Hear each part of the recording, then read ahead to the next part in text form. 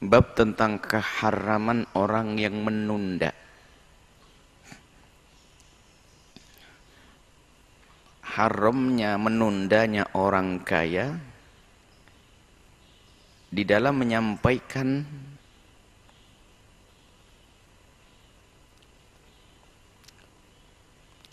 hutangnya atau amanat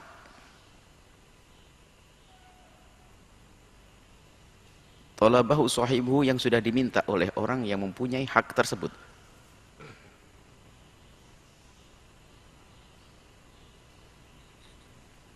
Contohnya adalah hutang.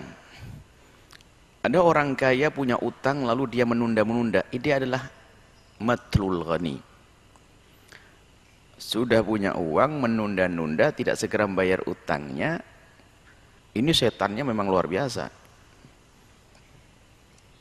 Termasuk diantaranya adalah yang menunda pembayar orang yang bekerja. Sudah disebutkan riwayat sebelumnya. Ini semua adalah dosa besar minal kabair.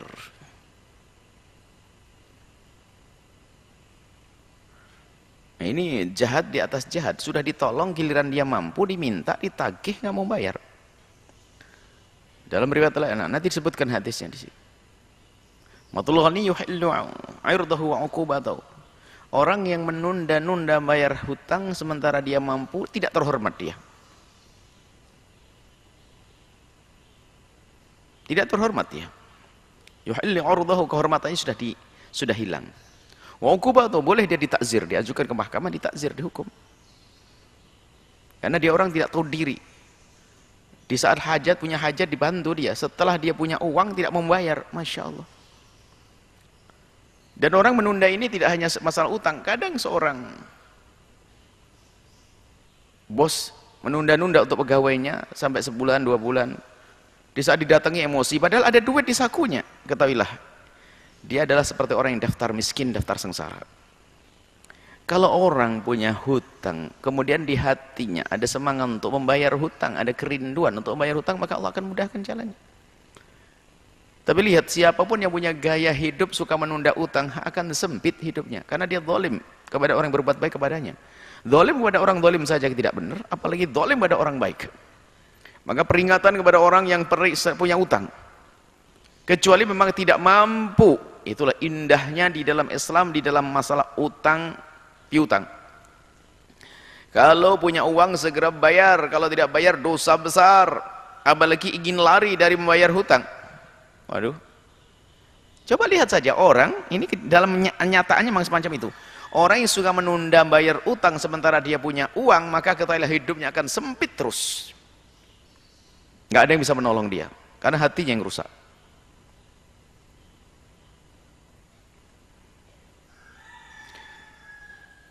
Kita baca, kalau Allah Ta'ala, Allah Subhanahu wa Ta'ala berfirman, Innallaha ya'murukum an tu'addul amanati ila ahliha. Allah memerintahkan kepada kalian semuanya untuk menunaikan amanat, untuk disampaikan kepada yang berhak, kepada ahlinya. Ini macam-macam amanat ini. Yang termasuk tadi itu, gaji karyawan, janji untuk bayar utang. Masih luas, namanya amanat lebih luas lagi.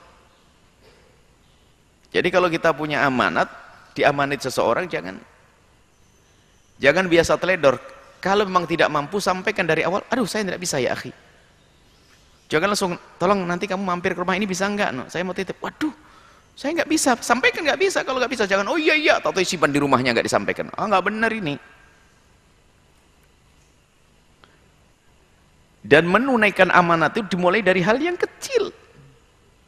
Ada temannya titip pulpen, ya akhi, tolong sampaikan pulpen saya ini kepada si Ahmad atau Z atau Ali. Sampaikan. Jangan biasa untuk menunda. Ini nggak ada urusannya kecil dan gede, bukan. Urusannya adalah jiwa ini, jiwa amin atau tidak. Orang ini amanat atau tidak. Bukan harus barang gede. Kalau orang sudah tidak amanat, biarpun hanya 1 rupiah juga diambil sama dia. Tapi kalau orang amanat, biarpun dititipi gunung emas, nggak akan dicuil sedikit pun, karena orang amanat.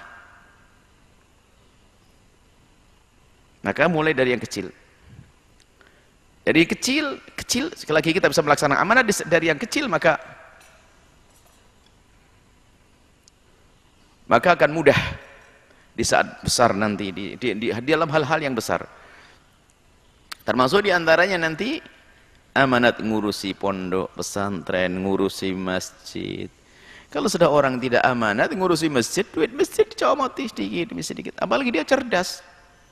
Pencuri yang cerdas itu kan nggak ketahuan, nyolongnya nggak gede-gede, rutin setiap minggu, setiap hari hanya 10.000 atau 15.000 nggak ketahuan. Tapi lihat, biarpun sekecil itu, akan tapi ketahuilah, gede di hadapan Allah. Kenapa? Yang rusak adalah hatinya, tidak amanat lagi. Nah,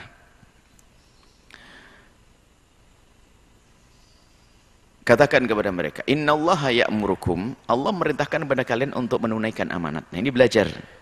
Termasuk satu sifat Nabi yang sangat masyhur sebelum beliau menjadi Nabi adalah beliau al-amin.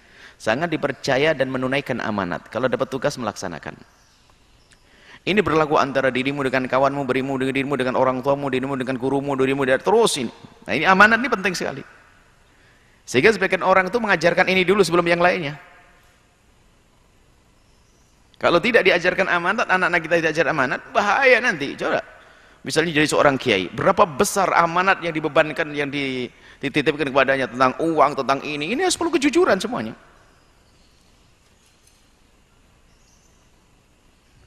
Ini. Kemudian dalam urusan utang piutang juga, itu amanat yang harus kita laksanakan. Kita berjanji akan bayar, bayar dong. Kita minta tolong, giliran sudah ditolong, setelah itu malah kita nggak peduli dengan menolong kita, kan jahat banget kita itu. Alhamdulillah. Wa qala ta'ala, dan Allah SWT berfirman, fa in amina ba'dukum ba'dan falyu'addil ladzi tumina amanatahu. Ada di dalam menjaga amanat itu ada pendidikan dari Allah melalui Rasulullah. Dalam Al-Quran disebutkan misalnya dalam utang piutang harus ada idza tadayyantum bidainin ila ajalin musamma faktubuh, harus ditulis, atau faryanun maqbudah, atau ada gadai. Itu adalah untuk menjaga agar orang bisa amanat. Karena di dalam Islam itu tolong menolong itu harus terjadi. Misalnya ada orang memerlukan uang karena anaknya sakit, datang kepada kita, dia pinjam uang. Tidak boleh hanya karena alasan kita tidak kenal dia lalu kita tidak menolongnya. Kita bisa menolongnya, lalu jaminannya gimana agar uang saya nggak hilang? Ada rihanun maqbudah, ada gadai, ada jaminannya. Jaminannya apa? Dia menjaminkan harus begitu. Biarpun kita tidak kenal dia, tapi ada barang jaminannya, maka harta kita juga utuh.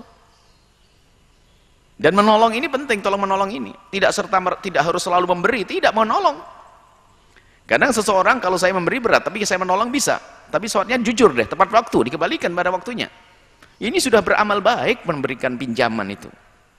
Cuman kadang orang yang pinjam uang ini Masya Allah, kadang-kadang susah cari pinjaman sekarang. Ini yang susah yang meminjam atau yang dipinjami. Karena orang yang dipinjami itu ternyata dia punya masalah. Sudah 10 orang tidak pernah bayar kepada saya. Loh, banyaknya. Sudah ini dia nggak bayar, saya cari hilang, saya ini. Akhirnya saya minjemin orang jadi, gara-gara minjem rupanya ini. Jangan sampai kita diuji kefakiran ternyata lebih jahat lagi ya. Kalau memang kita tidak mampu membayar, sampaikan, dan nanti ada fanadhiratun ila maisarah. Jadi ini indahnya utang piutang dalam Islam itu. Kalau seseorang yang punya utang itu kok ternyata tidak mampu membayarnya karena memang fakir bener, bukan ngaku fakir kan Allah tahu, seolah-olah berdoa, oh dia pengen fakir bener, nyungsep tuh, hati-hati. Kalau memang fakir bener nggak mampu, nggak boleh. Yang punya uang itu memaksa harus masukkan penjara, nggak boleh, zalim itu. Wong dia nggak mampu kok.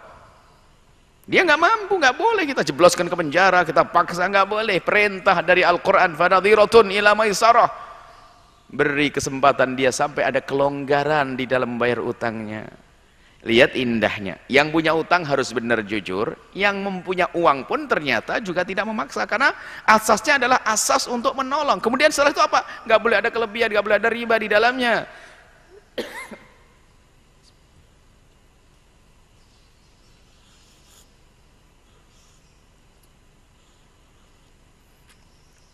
Nggak boleh ada riba di dalamnya. Sebab kalau riba itu dibuka, Masya Allah nih kesempatan dalam kesempitan. Kalau ada orang sakit malah seneng, ya pasti pinjam ke sini nanti ya. Dikasih tambahan berapa, mau yang penting anak saya bisa diobati lah. Kan orang kalau sudah anaknya sakit, suaminya sakit, istrinya sakit, keluarga sakit, itu kalap sudah. Suruh bayar utang lebih berapapun tetap mau, biarpun berat. Katanya ridho, nggak ridho, dia orang sakit kok, orang kekurangan kok. Nah ini adalah Islam melarang, mencekik. Kalau ingin nolong, kalau bisnis dong, profesional. Ada istilah murabahah dan seterusnya, atau musyarakah, atau macam-macam bisnis mudharabah. Jadi ada dalam Islam, kalau ingin untung adalah ada aturannya dong. Kalau ada untung bersama, tentunya ada rugi bersama, nggak boleh sepihak. Ya, adil Islam.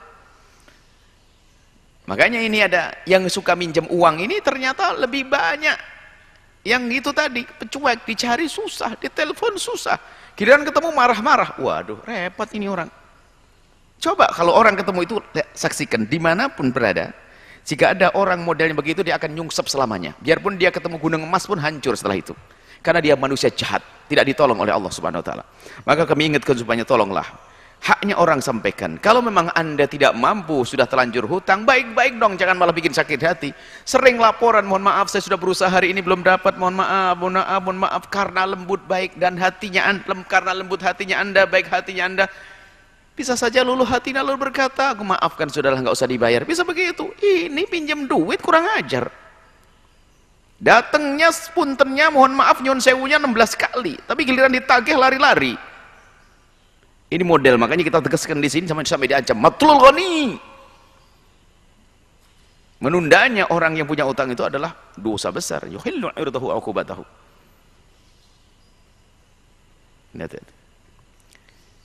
Ini indah di dalam Islam, maka waspada.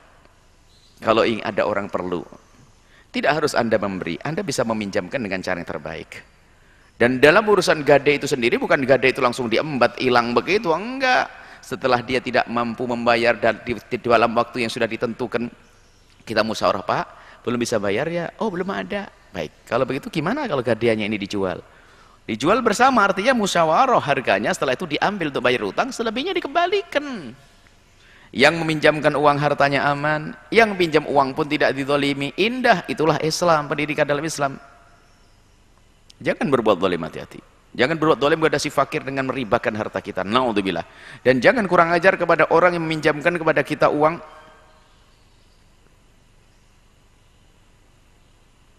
Zalim, naudzubillah, zalim kepada orang yang baik kepada kita.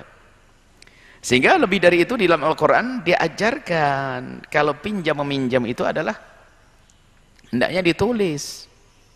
Sebab kalau tidak ditulis itu setan yang ngomong, nggak ada catatannya, biarin saja. Nuntut kan nggak bisa. Nuntut bagaimana? Kan tidak ada hitam di atas putih. Ada pengadilan Allah di akhirat nanti, jangan macam-macam. Jangan mentang-mentang nggak ada hitam di atas putih lalu aman. Maka dari itu, di saat kita utang piutang harus ada hitam di atas putih. Kita sebagai manusia biasa, kita semuanya ini manusia biasa yang punya hajat kepada sesama. Tentu sesaat kita punya uang, tapi sesaat kadang kita perlu, biarpun punya uang, kadang kita perlu pinjam duit. Kenapa? Mungkin kita lagi bepergian, atau tanya apa, aduh duit lagi habis, pinjam ya, ada. Kita semua manusia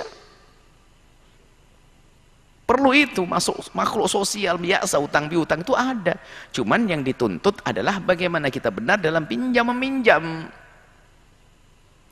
Makanya secara pribadi juga, kalau kami pinjam uang kepada siapapun, kami harus ada hitam di atas putih, kalau disaksikan oleh siapapun.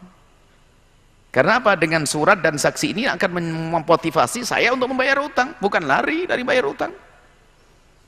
Memang ada sebagian orang di saat kita pinjam duit, mereka tidak mau. Sudahlah, tidak usah lah, cat. Oh, tidak mau. Kalau tidak dicatat, ditulis hitam di atas putih, saya nggak mau. Saya nggak mau minjem duit. Saya tidak mau dibisikin setan, kan tidak dituliskan, nggak ada hitam di atas putih, kan biarin saja, nggak bisa nagih. Wah, setan masuk, akhirnya jadi sekongkolnya setan, rugi kita. Maka sekecil apapun Anda pinjam uang, maka Anda sendiri yang minta untuk dicatat. Biar Anda tidak kepleset dengan lengah, terlena, tidak membayar utang. Hati-hati, bayar utang, awas. Kami ingatkan kepada siapapun. Hadis yang pertama an Abi Hurairah, dari Abi Hurairah radhiyallahu ta'ala anhu. Anna Rasulullah sallallahu alaihi wasallam, sesungguhnya baginda Nabi Muhammad sallallahu alaihi wasallam bersabda, matlul ghani dzulmun.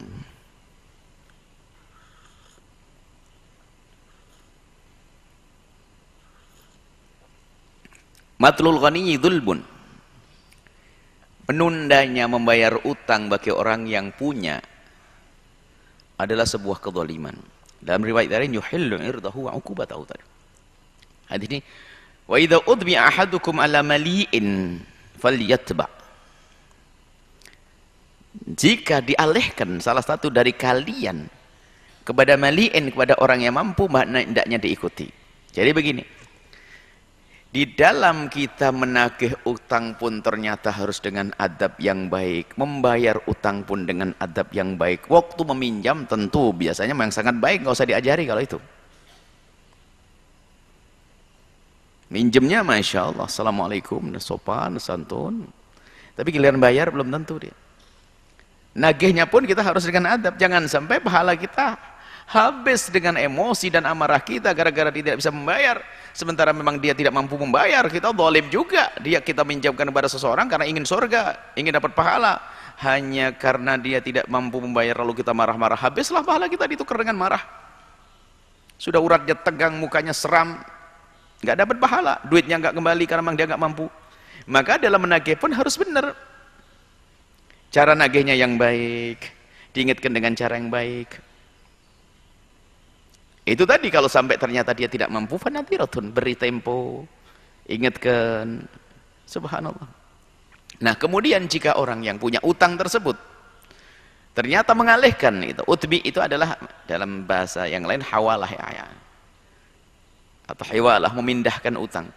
Kalau ternyata dipindahkan kepada orang lain, hendaknya diikuti. Misalnya, aduh saya tidak punya uang, utang saya belum bisa bayar, akan tapi ada sahabat saya, saudara saya yang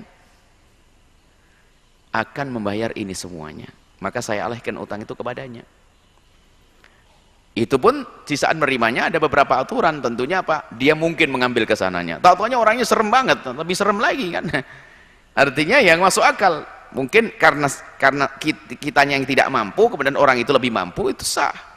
Atau dia mudah untuk diajak komunikasi sah. Tapi kalau kepada orang lebih serem, kita berat menolak. Enggak, saya urusan dengan dia sudah pernah kok, jangan dimasukkan lagi ke sana gitu. Cuman ini adalah cara diantaranya. Kalau memang kita tidak mampu membayar hutang, barangkali kita bisa pinjam dengan yang lainnya lagi. Jadi teman kita suruh membayari, lalu kita urusan dengan kawan kita, sehingga amanat kita akan terlaksanakan. Bahkan atau dengan cara lain, gali lubang, tutup lubang, tapi yang normal dong, yang benar dong. Artinya apa? Karena saya sudah janji saya akan tutup. Berusaha, karena dia telah menolong kita. Atau itu tadi, kita alihkan kepada orang lain, yang orang tersebut adalah orang yang mampu, kita sampaikan kepada orang yang punya uang, wahai saudaraku, saya pribadi memang belum bisa bayar, cuman kelihatannya kamu sangat memerlukannya, saya alihkan kepada si fulan. Fulan, assalamualaikum ya, tolong saya punya utang ini, urusin. Oh iya baik, nagihnya ke dia, selesai. Ada serah terima. Jadi tidak lagi menagih kepada kita, dia menagih ke sana. Itu pun dengan catatan orang tersebut adalah orang yang termasuk bukan kerabat yang nggak bisa diangkat ke mahkamah. Ininya, kalau kerabatnya bapaknya ya nggak bisa nanti diangkat ke mahkamah, masa masukkan ke mahkamah bapaknya. Jadi adalah orang lain yang mudah untuk ditagih, didatangi, kemudian juga bukan orang yang nggak mungkin untuk dijatuhkan hukuman kepadanya. Kalau nggak mungkin dijatuhkan hukumannya repot. Suruh nagih ke bapaknya, anaknya jebloskan bapaknya ke penjara, kan aneh sekali, ya nggak bisa. Dan kalau memang dia mampu, kemudian setelah itu orang yang punya uang kok mampu, itu boleh jebloskan ke penjara. Tapi orang fakir yang nggak mampu, haram orang kaya menjebloskannya ke penjara. Hati-hati, ini ada adilnya. Misalnya itu tadi, dia memang tidak mampu benar, karena tidak mampu benar, memang nggak mampu, lalu dia wajib kita yang punya uang ngasih tempo kepadanya. Nggak boleh kita paksa, suruh nyuri, suruh ngerampok, nggak bisa. Itulah indahnya dalam Islam. Cuman ketahuilah, di saat penganut-penganut agama mulia ini lalu tidak berpegang dengan agamanya, lihat, yang meminjamkan uang ada ribanya, yang pinjam uang menunda-nunda, semuanya. Memang manusia ini serba salah ini. Di saat ada ribanya itu rajin membayarnya. Ini kan kejadian juga, ditolong. Ada orang biasa dengan pinjaman riba, yang ribanya riba super. Jadi baru pinjam hari ini sudah ditagih sorenya. Yang bank harian itu loh. Minjam hari ini langsung ditagih tuh. Wah, tambahnya banyak. Itu kalau dengan pinjaman yang begini dia bayar setiap hari. Tapi giliran ada orang yang membantunya, tolong saya pinjamin uang seperti kebutuhanmu, berapa? Saya biasa butuh 1,5 juta per bulan untuk bisnis saya. Oke, saya pinjami 1,5 juta. Tapi kamu bayarnya cara mereka, nggak ada tambahannya. Kalau mereka ada tambahannya. Ada tambahannya misalnya 20%, 25% kadang-kadang. Kalau saya nggak pakai tambahannya, tapi yang rutin. Justru dengan orang baik malah nggak bayar malah. Kan aneh manusia ini. Ini kan keluhan orang-orang kaya yang mengurusi orang-orang fakir yang terjerumus dalam dalam riba itu, ternyata susah mereka. Memang mentalnya mental terhinakan. Di saat ditolong kan mestinya lebih senang. Oh, ditolong saya. Ini nggak pakai bunga, syar'i. Saya harus berusaha untuk bayarnya. Nggak bayar juga. Tapi giliran yang dengan kesalahan, dengan keharaman, bayar. Ini kan ada salah satu teman-teman yang buat program, dia mencoba menangani ya kefakiran yang ada di kiri kanan alun-alun di sebuah tempat waktu itu. Kemudian didatangi yang biasa urusan warung-warung kecil, yang biasa urusan dengan utang riba, yang utang cicil itulah istilahnya. Kemudian coba diperlakukan sama, dari berapa belas orang itu ternyata yang benar hanya 3 atau 4, selebihnya nggak ketemu, nggak bisa ditemui lagi. Kalau temui marah-marah, cuek, nggak nyapa, masya Allah. Kalau orang seperti itu nggak bakat bisa besar, karena hatinya memang sudah nggak benar sama orang. Kalaupun kaya nggak akan punya jiwa menolong, karena dia sudah zalim begitu. Ya pantasnya jadi orang fakir saja kalau begitu. Kefakiran kan bukan kehinaan sebetulnya, kalau dia benar dalam fakirnya. Abu Hurairah fakir tapi mulia kok di hadapan Allah. Yang repot sudah fakir, culas. Sudah fakir gak benar, ini apa yang bisa diharap dari orang semacam itu? Si kaya pun juga begitu, naudzubillah. Akhirnya sudah. Mainnya serobot juga, akhirnya pakai pemaksa. Datang kan bodyguard untuk ngambil duit dan sebagainya. Semuanya sudah grup kezaliman, ajib. Yang ini zalim, itu zalim, ini zalim. Apakah itu pendidikan dalam Islam? Bukan, Islam tidak mengajarkan seperti itu. Yang ada dalam Islam ada keindahan. Maka jika dirimu diuji dengan kefakiran, dengan kejujuranmu akan terangkat. Dengan kesederhanaanmu akan tercukupi. Jauhi keharaman akan nyaman hidupmu. Yang kaya hati-hati, Allah yang membolak-balikkan. Nasib seorang hamba, hari ini kaya, besok bisa fakir atau sebaliknya. Maka hati-hati, jangan dengan kesombongan kita. Nah, kalau dalam keadaan fakir ingat Allah, kaya Allah, sama ini mulia, nggak ada yang tidak mulia.